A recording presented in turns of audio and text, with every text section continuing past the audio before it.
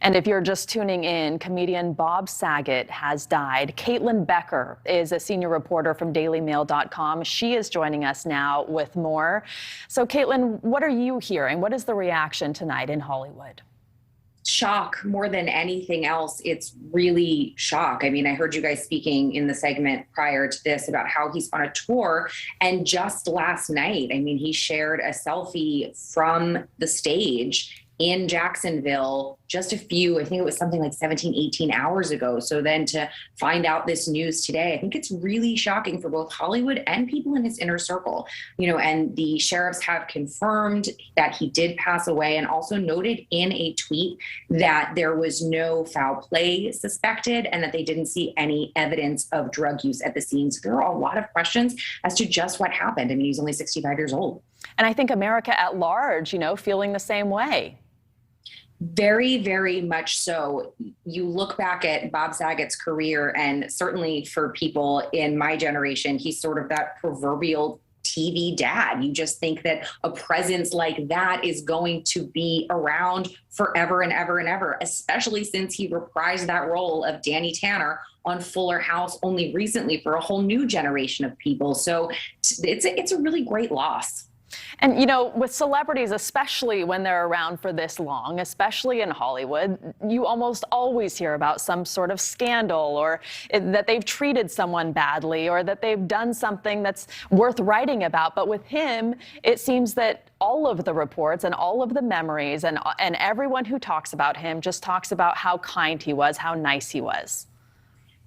It's overwhelming, I think, when you do find a celebrity like that. When we talked a lot about this just recently with the passing of Betty White, when you find these types of celebrities like Betty, like Bob, who are beloved within their own community. And I had the privilege of interviewing Bob when his book came out back in 2014. And it was the wildest, most hysterical, unhinged live interview I think I'd ever done in my entire life. He was there for the laugh and he wanted everyone in the room to just be happy. And I think what's also interesting is that the Danny Tanner, America's Funniest Home Video version of Bob that a lot of people are familiar with was very antithetical to his comedy routines on stage, which could be very dirty, very racy, very inappropriate. And I think he just kind of put that side about him out there for the laugh. And so nobody was expected, if he said anything kind of wild or off the cuff. That was just sort of his brand of comedy. And when it came to his co-stars and the people that he worked with, he was fiercely protective over those girls on Full House.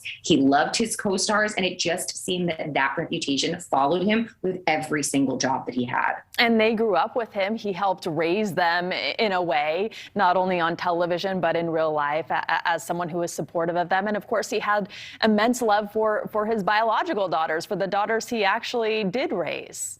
Yeah, and that's, your heart really breaks for those three girls that he's leaving behind, of course, his wife and all of his loved ones. But there's, we all, I think, as fans feel like we lost a bit of our dad here, but to lose their own father, I'm sure, is just heartbreaking. And it just seemed so unexpected, certainly from our perspective.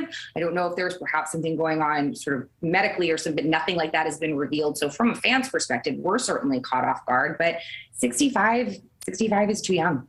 It is too young. Talk about his family dynamics, because we knew him on the screen or maybe in a comedy club or from America's Funniest Home Videos or making cameos in movies, but he had a whole life that we didn't see every day, and that was his love of his daughters, his love of his wife, his love for his sister, and his unending mission to raise money for the disease that she suffered from.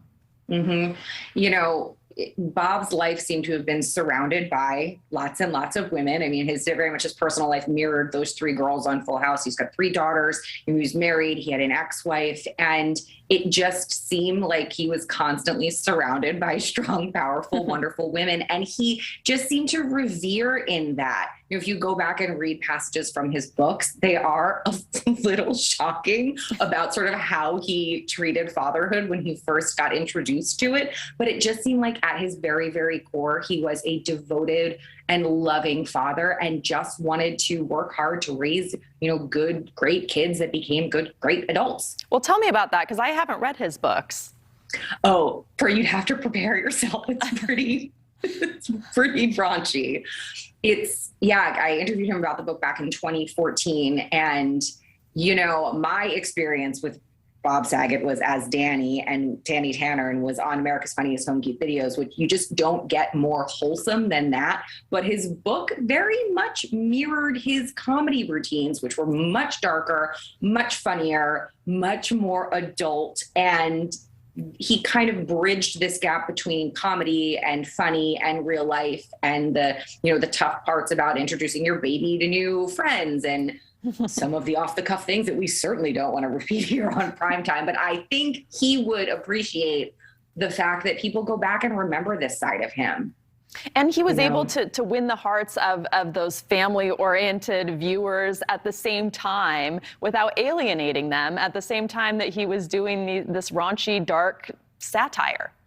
That is a real testament to his talent, I think, where he was so genuinely and unapologetically him. So he did have that, very fatherly feeling to him, and kind and appreciating to all of those people around him. That did translate into his role on Full House and in America's Funniest Home Video, where just families across the country just welcomed him into your home. But he was not a one-dimensional kind of person. He had this other side of him, and he just genuinely put that both sides, light and dark, and people embraced him. And I heard you speaking about this before when you had your previous guest on, that he was kind, unfailingly kind and warm and welcoming, and then would hit you with a little zinger, and you just felt immediately comfortable in his presence.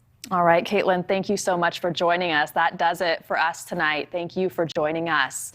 Thanks for watching. Click the red subscribe button below so you can get more of NewsNation's fact-driven, unbiased coverage.